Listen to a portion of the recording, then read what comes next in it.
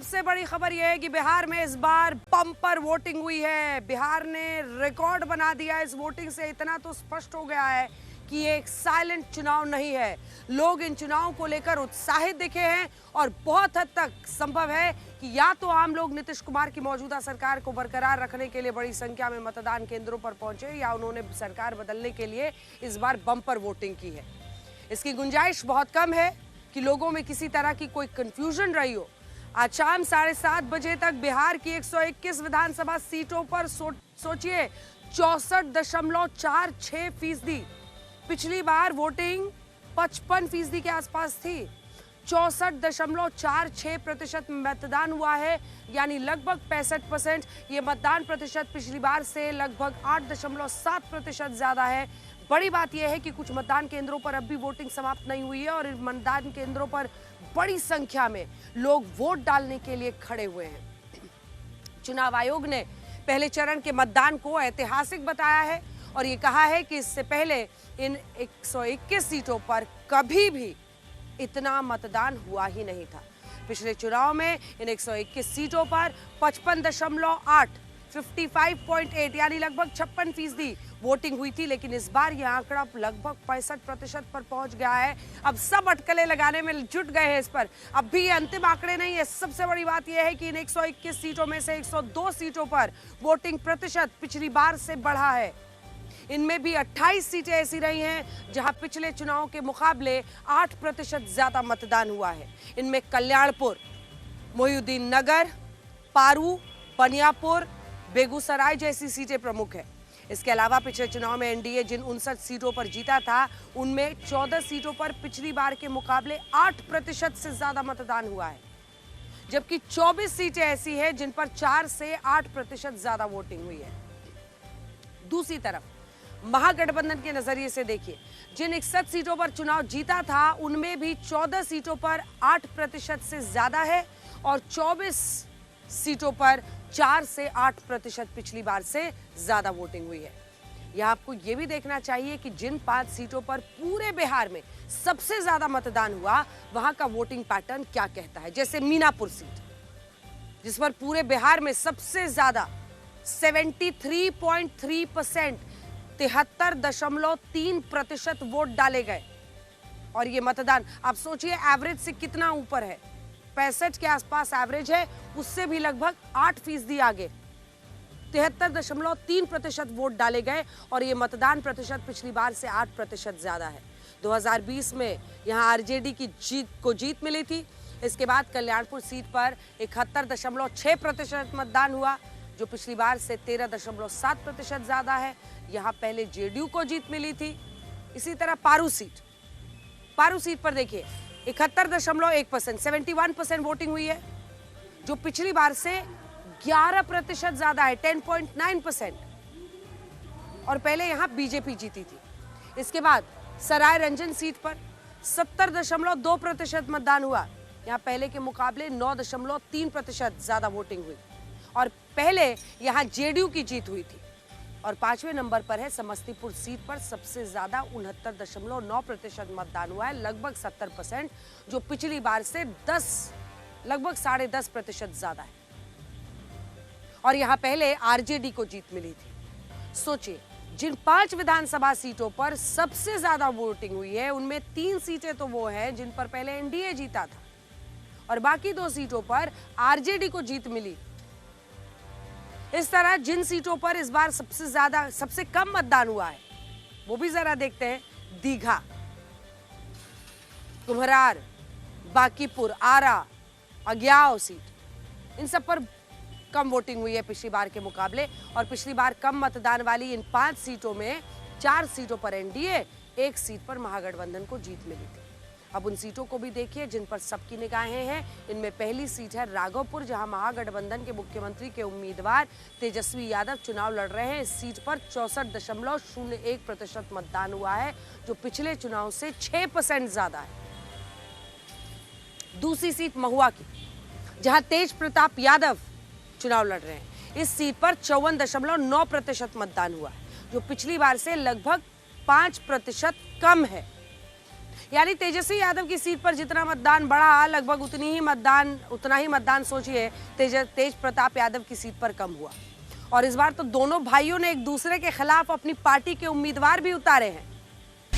और तेज प्रताप यादव का कहना है कि ये चुनाव महाभारत के युद्ध की तरह है और इसमें उनका एकमात्र लक्ष्य है जीत।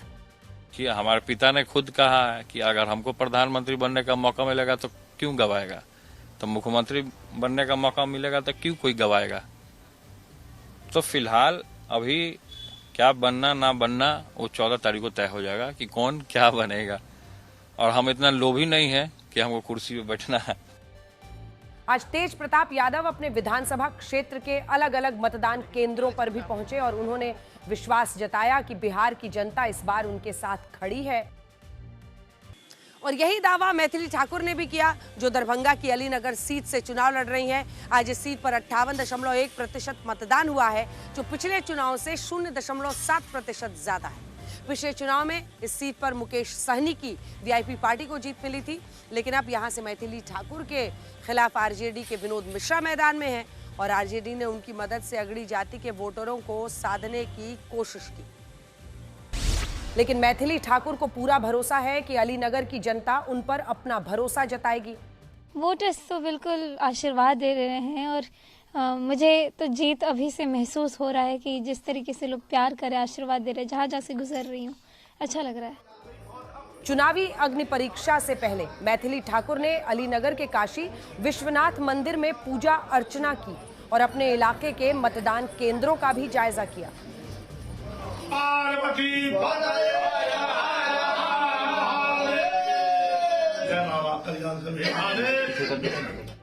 मैथिली ठाकुर ने कहा है कि वो चुनाव जीतकर अपने विधानसभा क्षेत्र अलीनगर का नाम बदलकर सीतानगर करेंगी।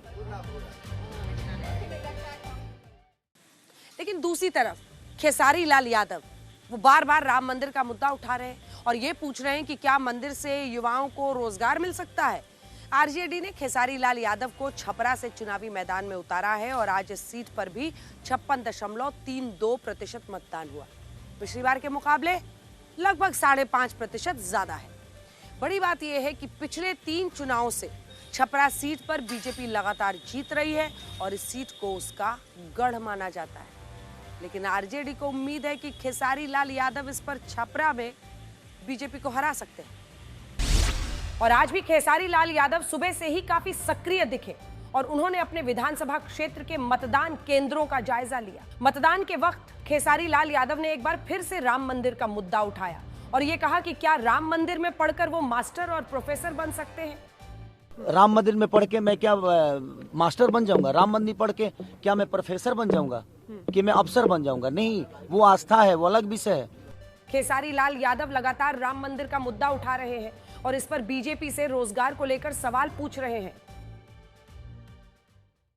लेकिन बड़ा सवाल यह है कि क्या अयोध्या के राम मंदिर पर खेसारी लाल यादव के इन बयानों से आरजेडी को नुकसान भी हो सकता है। खैर, आज के पहले चरण में मुंगेर जिले की तारापुर सीट पर भी मतदान हुआ, जहां से उप मुख्यमंत्री सम्राट चौधरी चुनाव लड़ रहे हैं। इस सीट पर कितनी वोटिंग हुई है तो एवरेज से कम है, 58.33% मतदान हुआ है, जो पिछले चुनाव से मामूली लगभग 3.5% 3.3% ज्यादा है। इसके अलावा आजी मोकामा सीट पर भी वोट डाले गए, जहां से बाहुबली अनंत सिंह चुनाव लड़ रहे हैं, जिन्हें हाल ही में दुलार चंद यादव की हत्या के लिए गिरफ्तार किया गया। अनंत सिंह जेडीयू के उम्मीदवार हैं, जबकि आरजेडी ने इस सीट से बाहुबली सूरजभान सिंह की पत्नी वीणा देवी को टिकट दिया है। इस बार इस सीट पर वोटिंग हुई है 62.2%। पिछली बार से जानते हैं कितना ज्यादा? 8.1%, 8% ज्यादा वोटिंग हुई है। सोचिए, मोकामा ने तो इतिहास रच दिया। वैसे आज पहले चरण के चुनाव में सबसे ज्यादा जोर महिला वोटर्स का दिखा और लगभग सभी सीटों पर मतदान केंद्रों के बाहर महिलाओं की लंबी लंबी कतारें नजर आई हैं। देखिए, और लगभग हर सीट पर महिला वोटर्स की अच्छी खासी संख्या देखी गई। एक तस्वीर सिवान से जो हम लेकर आ रहे हैं और रघुनाथपुर से खासतौर पर लेकर आ रहे हैं, वो है महिला वोटर्स की तादाद।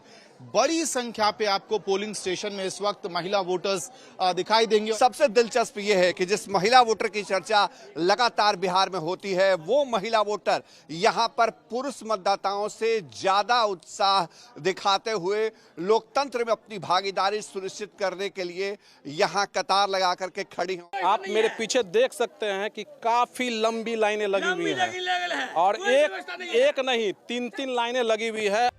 इस बार एनडीए और महागठबंधन दोनों ने महिला वोटर्स को साधने की कोशिश की है और ऐसे में बड़ा सवाल यही रहेगा कि जो महिलाएं मतदान केंद्रों पर पहुंची, उन्होंने किस गठबंधन के पक्ष में मतदान किया। हम लोग ही तो किस्मत का फैसला कर सकते हैं ना। हम लोग का एक वोट महत्वपूर्ण रखता है। मैं विकास के मुद्दे पर वोट दी हूँ और आगे अच्छा हो, इन फ्यूचर भी अच्छा, प्लानिंग भी अच्छा हो, जो भी हो अच्छा हो। बिहार के लिए सबसे बड़ा यूथ के लिए क्या है, अभी अनएम्प्लॉयमेंट है, गर्ल्स के लिए सेफ्टी है। अभी तो क्या, अभी हम लोग वोट दे रहे हैं, वादे तो कर लिए गए हैं, अब तो बाद में देखा जाता है ना वादे पूरे होते हैं या नहीं। इसमें पढ़ाई में माने सरकार हम लोगों को बच्चा सबको कपड़ा किताब देने के लिए पैसा वैसा भेजते हैं। उन लोग को हर चीज का साधन है, साइकिल सब चीज का साधन मिलता है सर। पिछले चुनावों में भी महिलाओं ने पुरुषों से ज्यादा मतदान किया था और तब भी महिलाओं की लंबी लंबी कतारें देखी गई थीं। और आज भी ऐसा ही हुआ और इन लंबी लंबी कतारों में मुस्लिम महिलाओं की भी अच्छी खासी भागीदारी दिखी, जिनके बुर्के और हिजाब पर भी खूब विवाद है। और जो मुस्लिम महिलाएं बुर्के में वोट डालने के लिए आईं, उनका बुर्का हटाकर पहले चेहरा भी देखा गया। ये सही है, जिसका जो अपना अधिकार है वही नहीं इस पे रहे, तो उसका जिसका जो है वही तो चेक करके कोई गलत नहीं हो रहा। तो ये क्या कहते हैं, रोका जा सकता है इससे। तो बुर्का जो चेक हो रहा है तो उससे तो रोका ही जा रहा है। चेहरा फेस जो किसी का देखा जा रहा है या चेहरा देखा जा रहा है तो चेक जो हो रहा है तो उससे तो रोका ही ना हुआ कि वोट चोरी न हो। बहुत सारी मुस्लिम महिलाओं ने कहा कि उन्हें बुर्का हटाकर अपना चेहरा दिखाने से कोई आपत्ति नहीं है, जबकि कुछ महिलाएं इससे नाराज दिखीं। दिखाने में कोई नहीं है, दिखाना जरूरी है, समझे, दिखाना भी जरूरी है। ठीक है, दिखा देंगे, औरत तो रहेगी वहाँ पे ना देखने के लिए, तो दिखा देंगे, कोई दिक्कत नहीं है। जब पर्दे में है तो वहाँ पे तो चेहरा ही खुलेगा ना। लोग का मुस्लिम का ये एक धर्म है और इस धर्म को हटाएगा तो ये गलत नहीं है। कई विधानसभा क्षेत्रों में मतदान केंद्रों के बाहर मुस्लिम वोटर्स की अच्छी खासी तादाद देखी गई। पहले चरण में लगभग 8 सीटें ऐसी थी जिन पर मुस्लिम वोटर्स की आबादी 15% या उससे ज्यादा है। इनमें 6 सीट पर ज्यादा मतदान हुआ और 2 सीटों पर पिछली बार के मुकाबले कम मतदान हुआ है। इनमें मुस्लिम और अगर आप देखिए तो जो एम फैक्टर कहते हैं, मुस्लिम फैक्टर वाली जिस सीट पर सबसे ज्यादा मतदान हुआ है वो है दरभंगा की केवटी सीट। जानते हैं इस पर पिछली बार से लगभग 5.5%, 5.7% ज्यादा मतदान हुआ और ये सीट 2020 में बीजेपी ने जीत ली थी। देखिए, मुस्लिम बहुल सीटों पे ये भी होता है कई बार पर, अगर आप देखें कि मुस्लिम जो पूरे बिहार का एवरेज है 18%, उससे ज़्यादा हो, तो ऐसे में जो बाकी हिंदू होते हैं उनमें काउंटर कंसोलिडेशन हो जाता है और जीत उनकी हो जाती है, बीजेपी की। तो मतलब जहां मुस्लिम वोट ज़्यादा है वहां पर फायदा कई बार बीजेपी ले जाती है। अब अगर अगले चरण के मतदान का विश्लेषण करें तो 5 बातें पता चलती हैं। सबसे पहली बात तो ये है कि इस बार बिहार के लोगों में चुनाव को लेकर बहुत उत्साह दिखा और ये बहुत अच्छी बात है। देखिए, आज सुबह से हम लोग आज तक पर ये कह रहे थे कि 100% कर दीजिए, इस बार रिकॉर्ड बना दीजिए, क्योंकि भारत में बिहार जैसे राज्य में जो राजनीतिक चेतना लोगों की है, जो जानकारी है, उसका कोई सानी नहीं है और इसीलिए बढ़ चढ़ कर लोकतंत्र के इस पर्व में हिस्सा नहीं लिया तो क्या किया। इसीलिए देखिए, आज बिहार की जनता इतना बढ़ चढ़ कर निकली है। उत्साह वोटर्स में तभी दिखता है जब उन्होंने अपनी पसंद को लेकर एक राय बनाई होती है। दूसरा, इस बार मतदान केंद्रों पर महिलाओं की लंबी लंबी कतारें दिखी और अब ये स्पष्ट है कि महिलाएं ही इन चुनावों में सबसे बड़ी किंग मेकर साबित होंगी। पिछली बार महिलाओं ने पुरुषों के बनिस्बत ज्यादा वोट किया था। आपको पता होगा कि बिहार में एनडीए की सरकार ने 1.5 महिलाओं को 10-10 हजार रुपए बांटे हैं, जबकि तेजस्वी यादव ने कहा है कि उनकी सरकार बनी तो मकर संक्रांति पर महिलाओं के खाते में वो एक मुश्त 30 हजार रुपए डालेंगे। तो महिलाओं की ये लंबी लंबी कतारें किस पार्टी की तरफ जाएंगी, ये बहुत दिलचस्प होने वाला है। हालांकि यहाँ आपको ये बात भी रखनी होगी आपके सामने कि बिहार में पिछले 3 विधानसभा चुनाव में पुरुषों की तुलना में महिलाएं ज्यादा वोट करने के लिए आती हैं। साल 2020 में 54.4% पुरुषों ने मतदान किया, महिलाओं का मतदान प्रतिशत था 59.6%। लीजिए, इसी तरह साल 2015 हो, साल 2010 हो, दोनों में महिलाओं ने पुरुषों से के मुकाबले ज्यादा वोटिंग की थी और इस बार भी ये ट्रेंड बरकरार रह सकता है। यहाँ हम इस बात को भी जोड़ना चाहते हैं कि पिछले चुनाव में महिलाओं का वोट प्रमुखता से नीतीश कुमार को मिला था। नीतीश कुमार के लिए कहा जाता है कि उन्होंने महिलाओं का एक खास वोट बैंक बनाया है। कई मुद्दे माने जाते हैं कि चाहे वो पंचायत में आरक्षण हो, शराबबंदी हो, साइकिल लड़कियों को देना हो, या फिर पोशाक देना हो, पोशाक जो उनकी स्कीम है, या फिर किताबें, तमाम चीज़ें मुहैया करानी हो, गर्भावस्था में क्या होता है, महिला जो वृद्ध हैं उनके लिए जो योजनाएं, बहुत सारी अनेकों योजनाएं हैं। इसीलिए माना जाता है कि नीतीश कुमार ने महिलाओं का एक खास वोट बैंक बनाया है। इसके पीछे उनकी कई योजनाएं हैं, जिनमें चर्चित योजनाएं हमने आपको बताई, लेकिन एक जो सबसे प्रभावी योजना रही वो है मुख्यमंत्री बालिका साइकिल योजना, जिसके तहत साल 2006 में नीतीश कुमार ने स्कूल में पढ़ने वाली छात्राओं को साइकिल देने की शुरुआत की और इसके बाद उन्होंने पंचायत चुनाव में महिलाओं को 50% आरक्षण दिया। तभी से चुनाव में महिलाओं की भागीदारी पुरुषों से ज्यादा हुई। वैसे एक दिलचस्प आंकड़ा ये भी है कि पिछले चुनाव में जिन 119 सीटों पर पुरुषों के मुकाबले महिलाओं ने ज्यादा वोट डाले थे, उन 119 सीटों में 72 सीटें जीती एनडीए ने और महागठबंधन ने जीती 30 कम 42 सीटें। जबकि जिन 124 सीटों पर पुरुषों ने ज्यादा वोट डाले, उनमें से सबसे ज्यादा 68 सीटें पर महागठबंधन को जीत मिली और लगभग, अब सोच लीजिए कि 14-15 सीटें कम 53 सीटें एनडीए। इसका मतलब ये हुआ कि जहां पुरुष ज्यादा मतदान करते हैं वहां महागठबंधन की जीत की संभावना ज्यादा होती है और जहां महिलाएं ज्यादा मतदान करती हैं वहां एनडीए का पलड़ा साफ भारी होता है। और इस बात पहले चरण में महिलाओं की बम्पर वोटिंग से लगता है कि एनडीए के खेमे में खुशी होगी। ये कतार देखिए पहले जो चर्चा होती है, और आप भी लगातार अलग अलग जिलों में घूम रही हैं, तो आपको भी मालूम है कि महिला वोटर्स की भूमिका बिहार चुनाव में कितनी रहती है। कुछ एक सवाल करते हैं, आई हैं वोट देने, सुबह नाश्ता वास्ता बना लिया? नहीं बनाए, जाके बनाइएगा। जाके बनाए। अच्छा, मुद्दा क्या है? विकास हुआ है या विकास होना है? बहुत कुछ हुआ है मगर बहुत होने वाला है। अमित, एक बार जल्दी से आप चलते हुए जाइए, दिखाइए कितनी लंबी कतार है। देखिए अंत तक पहुंचिए आप, चलिए एक बार चला जाए, क्योंकि वहाँ पे महिलाएं, आपको कुछ पत्ता तो अपना खोलने वाली है नहीं। देखिए, एक बार चलते हुए दिखा दीजिए कितनी लंबी कतार है।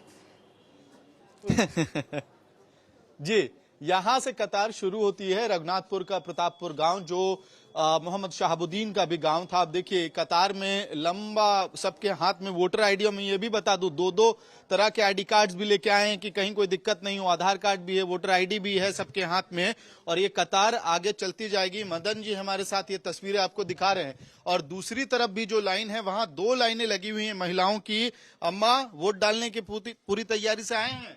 सारा आईडी कार्ड वगैरह है? अमित एक सवाल आपको बताती हूँ, पूछिए का सोचा तारू, काम भइल बा कि ना, ये पूछिए काम भइल बा कि ना। ठीक है अंजना, ये भी ट्राई करते हैं फॉर्मूला। काम वाम भइल क्यों ना यहाँ? ना अभी नहीं है भाई। क्षेत्र में, गांव में अब कहने लोग आयल हुई तो देख गोइल हुई, अब हमनी के तो बाकी है बनी सा। देखिए कोई फॉर्मूला अपनाइए अंजना, यहाँ जो है कुछ नहीं दाल गल नहीं रही है, लेकिन आप लोग भी कुछ नहीं चलेगा।